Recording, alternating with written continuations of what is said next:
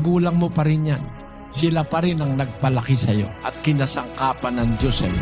Pagka lumalabag ka sa kautusan, nakakagawa kang kasalanan. Pag alam mo naman yung mabuti, di mo naman ginagawa, kasalanan pa rin ang ginagawa mo.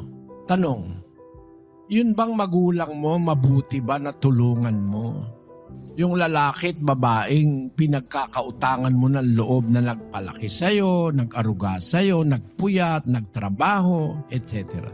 Dapat bang gawan nyo ng mabuti? Sa lahat nga ng tao, utos gumawa tayo ng mabuti, pati sa kaaway sa kaaway ba gagawa rin tayo ng mabuti?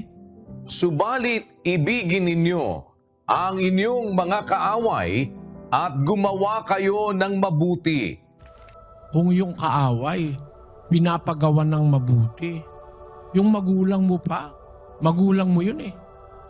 Ang isang tao, hindi lalaki kung walang nag-alagang magulang. Buti pa nga yung sisiw eh.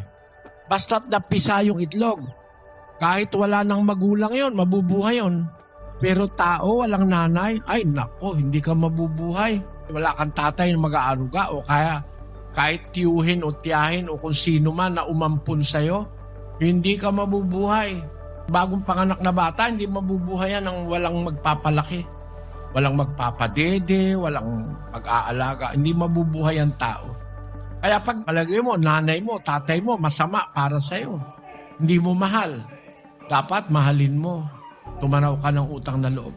Kahit sabihin mo pang masama sila, lumaki ka lang. Kahit nakatapos ka lang ng elementary sa pagsisikap ng tatay mo, utang na loob mo na yon.